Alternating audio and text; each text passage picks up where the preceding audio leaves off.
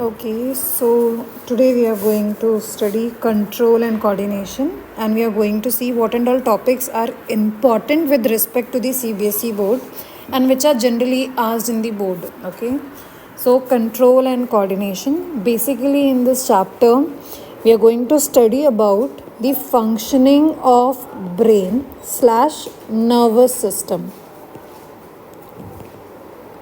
हमें पता है ह्यूमन नर्वस सिस्टम के दो मेजर कंपोनेंट्स होते हैं. पहला होता है brain, second important component is spinal cord.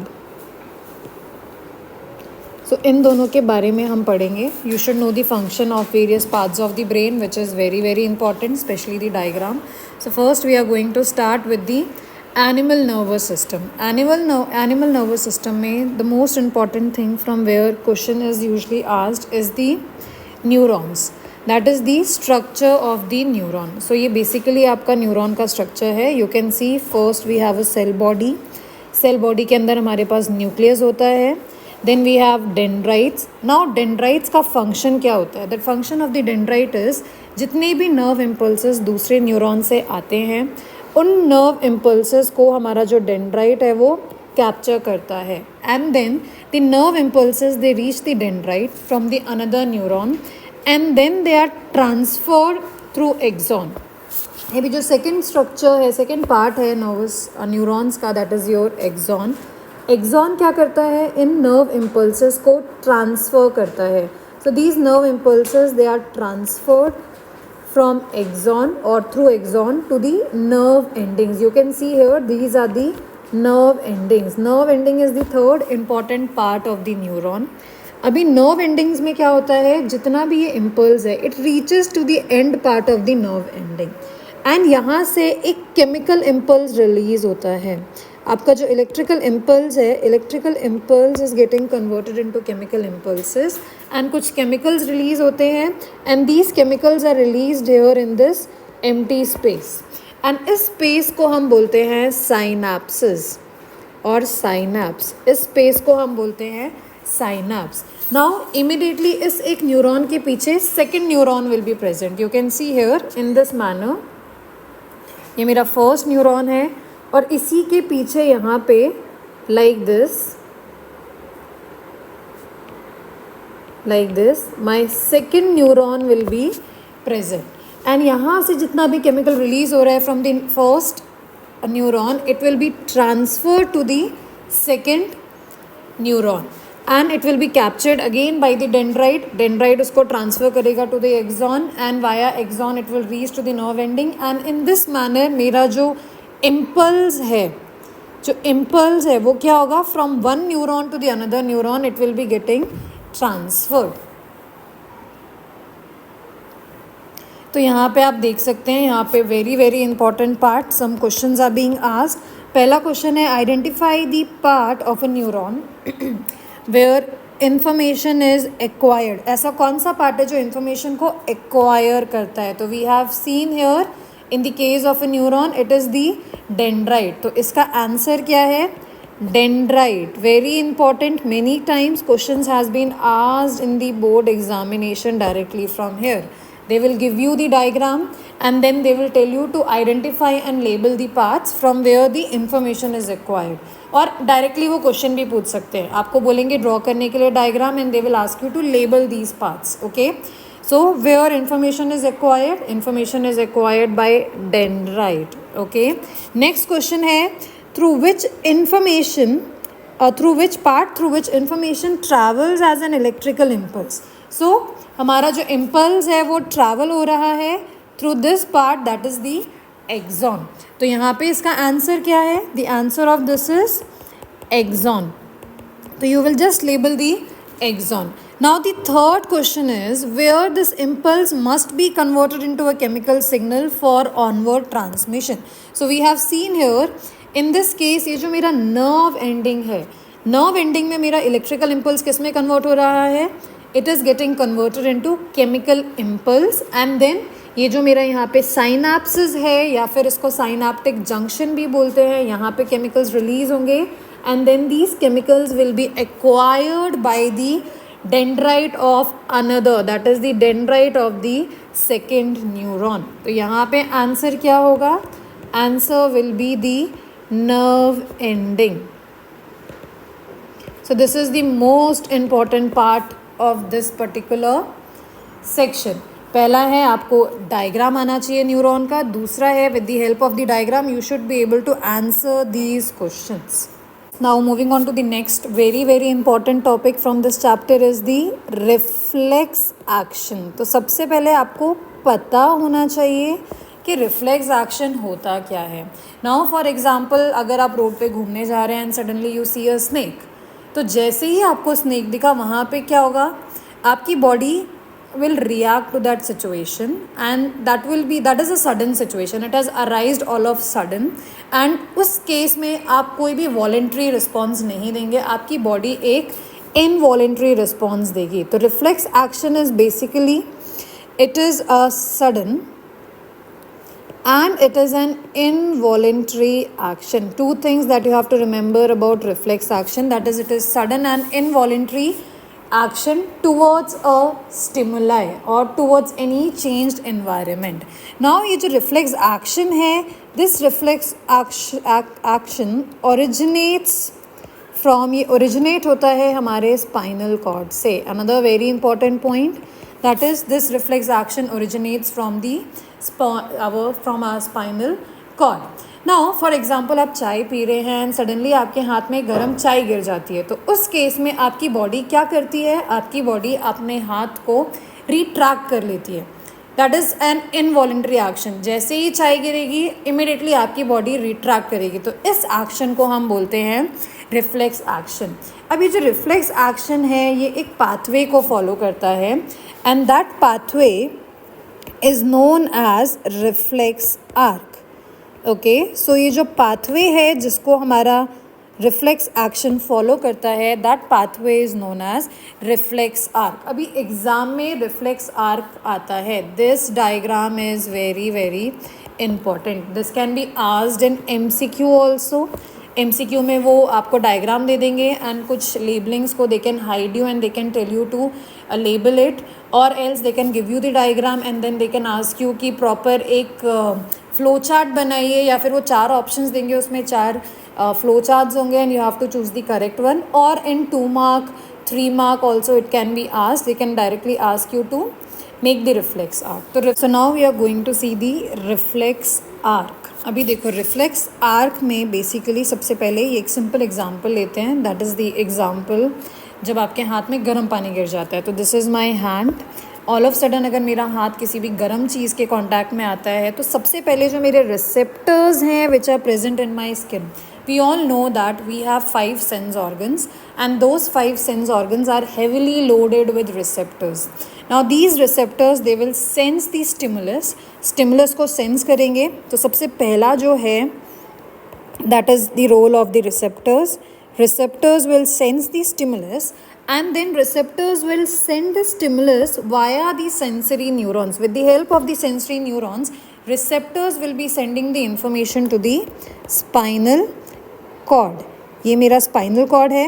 spinal cord को information जा रहा है with the help of sensory neurons. Okay, so sensory neurons का function ही ये है that it connects or it helps in transmitting or sending the information from receptors to the spinal cord. Now once the information has reached to the spinal cord immediately उस response के against action लेता है and then with the help of another set of neurons called motor neurons. We have motor neurons. तो ये motor neurons के through information को क्या करता है? It sense the information. अभी हाथ गर्म पानी के पास आ गया है. अभी जैसे ही हाथ गर्म पानी के पास आया है वैसे ही क्या होगा? हाथ को पीछे हम लेंगे. We will try to retract the hand. So retract करने के लिए जो मेरे मसल्स हैं which are present in the area of my hand, they have to get activated. So now these motor neurons will send the information to my effector organ. Okay, in this case the effector organ is muscles in the arms. ये जो muscles आपको दिख रहे हैं arms में, this is the effector. ये जो यहाँ पे आपको दिख रहा है, this is the effector organ. And immediately what is going to happen is effector organ will either contract और रिलैक्स, ठीक है, या तो वो कॉन्ट्रैक्ट होगा या तो रिलैक्स होगा, and hence retracting your hand away from this hot stimulus that has been provided to the receptors. इस पूरे पाथवे को हम बोलते हैं रिफ्लेक्स आर्क। ये जो रिफ्लेक्स एक्शन का पाथवे है, this is known as reflex arc. Now यहाँ से बहुत बार बोर्ड्स में एक क्वेश्चन आया है, and the question is this: can you trace the sequence of events which occur when a bright light is focused on your eyes. तो जब आपके आँखों में ऑल ऑफ सडन हम ब्राइट लाइट को फोकस करते हैं, तो कौन से इवेंट्स होते हैं? तो सबसे पहले देखो, जैसे ही लाइट फोकस्ड हुई आपके आई में, तो eye is a sensory organ, it is loaded with lots of receptors. So जो रिसेप्टर्स हैं आई के, they will get activated. So first is receptors which are present in the eye will be getting activated. उसके बाद with the help of the sensory neurons, the information will be sent to the spinal cord. Information किसके पास जाएगा? Information will be sent to the spinal cord. Spinal cord will take decision. Spinal cord क्या करेगा यहाँ पे? It will immediately take decision, and then the decision जो है in the form of stimulus with the help of motor neuron की help से that stimulus will be sent to the eye muscles. यहाँ पे इफेक्टर क्या होगा? Effector will be my eye muscles, and मेरे eye muscles contract होंगे, and hence because of the contraction and relaxation of my eye muscles आपको क्या दिखेगा? I will start to blink, और shutting off eye will be taking, shutting or blinking of eye will be taking place. So this is very, very important. I hope this is clear to all of you. Now the next part we are going to see human brain. सो जो next section है human brain, बहुत सारे बच्चों को बहुत difficult लगता है, but it is very very easy if you study from the NCERT. Boards में जो भी आता है it usually comes from NCERT only. Now see here, brain is the main coordinating centre of the body. Now जो हमारा information है from the spinal cord, we have see nervous system, nervous tissues, whole body has nervous tissues. ये सारे के सारे nervous tissues जो हैं, nervous tissues जो हैं, ये इन्फॉर्मेशन सेंड करते हैं to the spinal cord, and spinal cord except in the case of reflex action, in all other general cases it will send the information to the brain. अभी जो brain है that is the main coordinating centre of the body. जितना भी thinking है, complex mechanism है, ये सारी की सारी चीज़ें ब्रेन करवाता है. तो ब्रेन क्या करता है? इस इन्फॉर्मेशन को परसीव करता है, इस इन्फॉर्मेशन को रिसीव करता है from all the body parts. See, it receives the information from all parts of the body and then it integrates it. That is the main function of the brain. अभी जो brain है, brain is further divided into 3 parts. You can see here our human brain is divided into 3 parts. First we have is forebrain, then we have midbrain, then the last part is hind brain. अभी मैं सिर्फ आपको वही चीज़ें पढ़ाऊँगी जो हमारे NCERT में है. तो फोर ब्रेन के अंदर 2 पार्ट्स दिए हुए हैं. सबसे पहला है fore brain, basically in general दिया हुआ है, कोई भी ऐसा स्पेसिफिक फंक्शन नहीं दिया है कि सेरिब्रम का क्या फंक्शन है या कुछ ऐसा स्पेसिफिक नहीं दिया. तो हम स्पेसिफिकली नहीं, हम जनरल पढ़ेंगे कि फोर ब्रेन का फंक्शन क्या होता है. देन मिड ब्रेन का भी कुछ ऐसा स्पेसिफिक नहीं दिया है, general function they have given, we will just study that. Then we have hind brain. Hind brain में they have given functions of 2 parts, that is medulla and the cerebellum. इन दोनों पार्ट्स के आपको functions याद करने हैं specifically in the case of hind brain. So you can see the diagram. This figure is very very important. Specifically diagram perspective से draw करने को आने के चांसेस कम है, बट लेबलिंग से आ सकता है. Like they will give you some questions, they will give you various parts of the brains, functions of the brains, and then they will ask you to label that specific part कि ये वाला thinking part of the brain, label it. तो आपको label करना पड़ेगा, ABCD दिया रहेगा. In that manner they can be questions can be asked, और direct questions you can also expect. So one by one we are going to see the function of all the parts of the brain. So first part of the brain is forebrain. ये जो आपको ऊपर दिख रहा है, ये जो आपको पूरा दिख रहा है, this is the fore brain. Okay, ये हमारा है फोर ब्रेन। अभी जो फोर ब्रेन है, fore brain is the main thinking section. जितना भी सोचने का काम है वो सारा का सारा हमारा फोर ब्रेन करता है। It is the main thinking part of our brain, that is your forebrain. उसके बाद जितने भी आपके 5 सेंस ऑर्गन्स के रिसेप्टर्स हैं, सबकी इंफॉर्मेशन आती है आपके फोर ब्रेन में। You can see here, it is clearly written in your textbook also. See, forebrain is the main thinking part, first function हो गया. Then it has regions to receive sensory impulses from various receptors. Okay, then it has separate areas which are specialized for hearing, smell, sight and so on. Specific regions हैं हमारे जो fore brain में, जो कुछ regions hearing के लिए specified हैं, कुछ regions smell के लिए हैं, कुछ sight के लिए हैं and so on. And then उसके बाद जितना भी आपका वॉलेंट्री एक्शन होता है बॉडी में, जितना भी आपका वॉलेंट्री मूवमेंट है, वो सारा का सारा कंट्रोल होता है by the forebrain. Okay, it is the thinking part, then smell, then seeing objects, right, listening etc. they are controlled by the forebrain. उसके बाद जो थर्ड पार्ट है forebrain का, that is आपके जो voluntary movements हैं, the movements that are under your wills are also controlled by your forebrain. तो ये important forebrain के functions हैं जो आपको याद रखते हैं, which are also there in your NCERT book. Now the next part of the brain is our midbrain. अभी जो midbrain है, it just serves as a link. वो link serve करता है between our forebrain and hindbrain. जो मेरा forebrain है और hind, ये जो मेरा forebrain है और ये जो मेरा hindbrain है, इसको connect करता है मेरा midbrain. Okay, and in general midbrain आपके जो involuntary actions हैं, जो आपके मेजर इनवॉलेंट्री एक्शंस हैं, उनको कंट्रोल करता है.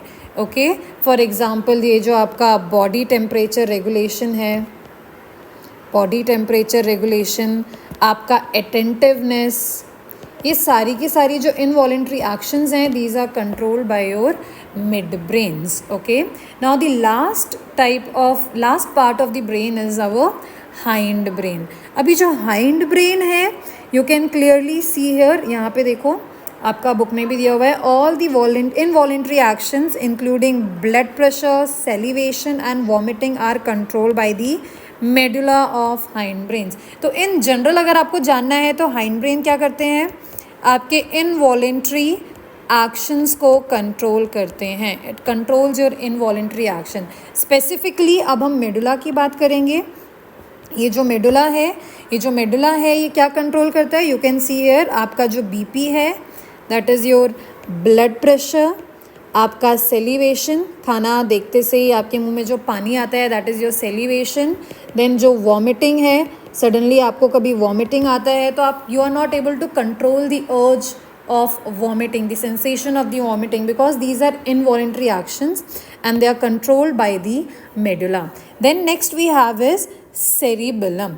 ओके, अभी जो सेरिबलम है ये आपके बॉडी के मूवमेंट को कंट्रोल करता है. तो ये कंट्रोल करता है आपके पोस्चर को एंड आपके बॉडी के इक्विलिब्रियम को मेंटेन करता है. आपने देखा होगा जब भी आप चलते हो, you are always able to walk on a straight line and आपकी बॉडी एक पोस्चर, जो आपका बॉडी पोस्चर है, जो इक्विलिब्रियम है, इसके लिए हमारे पास एक साइंटिफिक वर्ड है, दैट इज़ होम्योस्टेसिस. जो आपका बॉडी का होम्योस्टेसिस है, that is equilibrium, that is also maintained by the cerebellum. You can see here cerebellum. It is responsible for the precision of the voluntary actions and maintaining the posture and balance of the body. Very very important. तो in general आपको सिर्फ यही चीज़ें याद करनी है in the case of brain which are also given in your NCERT. बच्चे क्या करते हैं, सारी हायर लेवल चीज़ें पढ़ते हैं, which is very good from the perspective of competitive exams, for the perspective of knowledge. But when it comes to the scoring good marks in board, you should always concise your resources and knowledge, especially when you are revising to NCERT. Questions NCERT से ही आएंगे. तो हमारा जो brain है divided into 3 parts, forebrain, midbrain, hindbrain. Forebrain का function, general function, it is thinking part. Midbrain controls the involuntary actions. Then जो hindbrain है उसमें मेडुला आपका बीपी, सेलिवेशन, वॉमिटिंग को कंट्रोल करता है, और जो सेरिबेलम है वो आपके बॉडी का पोस्चर और इक्विलिब्रियम मेंटेन करता है। ये बस आपको याद रखना है। एंड डायग्राम का labelling is very very important. I hope this is clear. Human brain, अभी ह्यूमन ब्रेन में एक और छोटी सी चीज़ है जहाँ से बहुत बार 1 मार्क का क्वेश्चन आए हुए हैं, दैट इज़ ये जो टिश्यूज़ हैं आपके, नर्वस टिश्यूज़ हैं, how these tissues are protected. तो सबसे पहला हमारा जो है आपका bone sits inside a bony box, and इस बोनी बॉक्स को हम बोलते हैं क्रेनियम। इस बोनी बॉक्स को हम क्या बोलते हैं? क्रेनियम। जब आप अपने सिर को थोड़ा सा अपने हाथ से उसको आप टच करके देखोगे तो आपको फील होगा एक bony box, and this bony box is the cranium. Okay, and inside the cranium we have a fluid filled balloon. Okay, and this fluid is known as CSF. C stands for cerebro, S for spinal, F for fluid.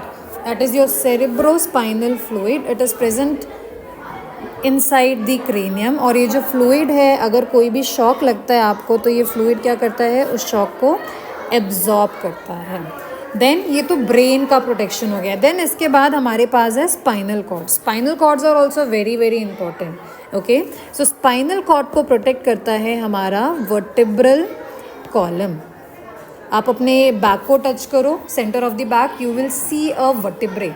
So that is the vertebral column, and the function of the vertebral column is protection of your spinal cord. तो ये दो चीज़ें बहुत important है इस particular topic से, जो आपको याद रखनी है। नाउ एक लास्ट छोटा सा पार्ट है, that is how does the nervous tissue action. अभी देखो बेसिकली हमने पूरा का पूरा देख लिया। हमारे पास रिसेप्टर्स हैं, रिसेप्टर्स से इंफॉर्मेशन स्पाइनल कॉर्ड में जाती है नॉर्मल केसेस में, then it goes to the brain, from brain it comes back to the spinal cord and it reaches to the effector muscles. अभी ये जो मसल्स हैं, इन मसल्स के पास है ना स्पेशल प्रोटीन्स होते हैं। These muscles they are having special proteins. Okay, इन प्रोटीन्स को वैसे तो नाम नहीं लिखा है, but in case if you want to know the names of the proteins, the names of the protein is actin and myosin. Okay, so name of the protein is actin and myosin. नहीं ज़रूरी है ये याद रखना, in general अगर आपको याद रखना है आप याद कर सकते हो।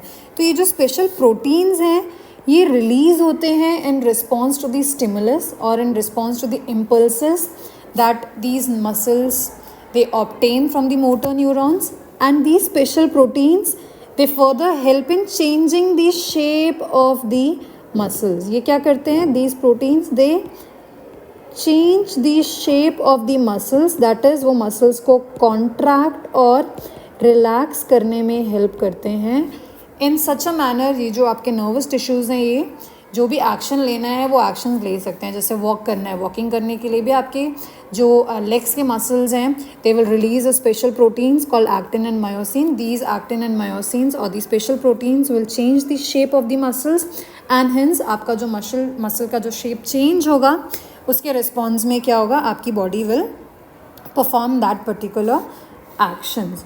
सो now in the next part of the video we are going to learn the coordination in plants. अभी तक हमने कोऑर्डिनेशन इन एनिमल्स देखा, this was all about coordination in animal. Next part में हम देखेंगे कोऑर्डिनेशन इन प्लांट्स।